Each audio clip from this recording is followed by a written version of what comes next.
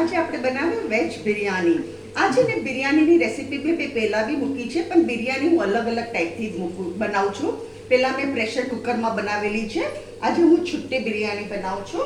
એના માટે મેં શું કર્યું છે, એક કાંદો, એક ટમાટો અને 3 લીલા મરચાંના પીસીસ અને 1 ટેબલસ્પૂન લસણની પેસ્ટ. મેં શું કર્યું, 3 ટેબલસ્પૂન ઓઇલમાં જીરાનો વઘાર કર્યો, એમાં કાંદા સોટે કર્યા, પછી ટમેટા અને લીલા મરચાં નાખ્યા અને 5 લસણની કલી આવી રીતે ઝીણી સમારેલી અને લસણની પેસ્ટ 1 ટેબલસ્પૂન એ મેં આમાં સોટે કર્યા. આપણા ટમેટા ચડી ગયા છે.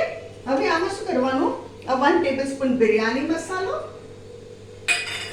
હું તમને કહેતી જાઉં છું, હળદર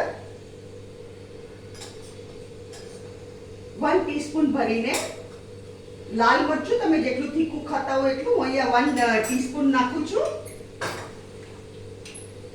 આ છે દહીં અને કોથમરી. આને મેં આવી રીતે મિક્સ કરી કાઢ્યું છે. આ દહીં અને કોથમરી.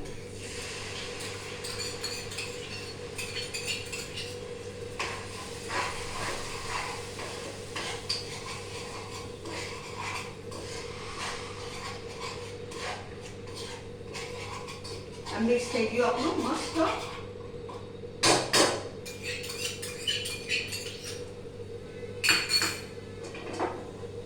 આ જો આવી રીતે બિરયાનીની ગ્રેવી થઈ જશે.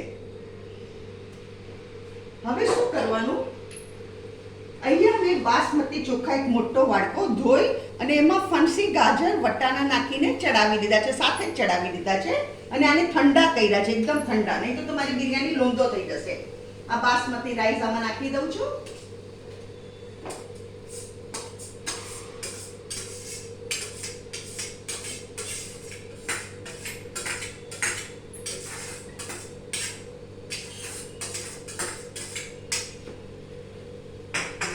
અને આને આપણે મીઠું નાખીએ.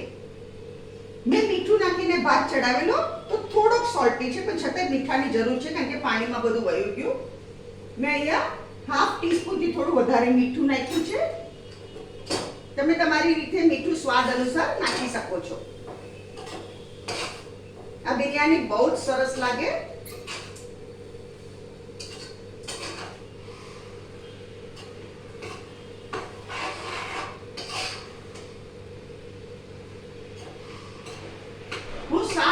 બિરયાની છે કે કોઈ બી આઈટમ છે ને અલગ અલગ રીતે બનાવું, છોલે બી અલગ અલગ રીતે બનાવું, એટલે આપણને વેરાયટી લાગે.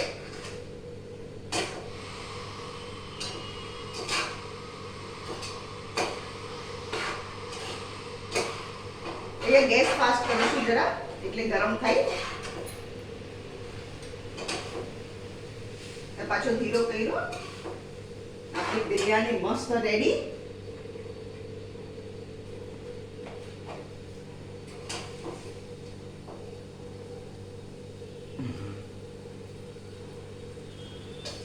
અહીંયા ગેસ બંધ કરું છું.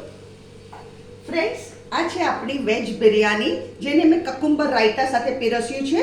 કકુંબર રાયતું, એમાં મેં લીલા મરચાં નાખ્યા છે, કાકડીના ઝીણા પીસીસ કરી, લીલા મરચાં, કોથમરી અને દહીં, મીઠું અને લાલ મરચું. આ છે કકુંબર રાયતું, અનિયન અને આચાર. આ તમને અગર મારી રેસીપી પસંદ આવે તો કમેન્ટમાં જરૂરથી લખો. મારી વિડીયોને લાઈક કરો, શેર કરો, મારી ચેનલને જરૂરથી સબસ્ક્રાઈબ કરો.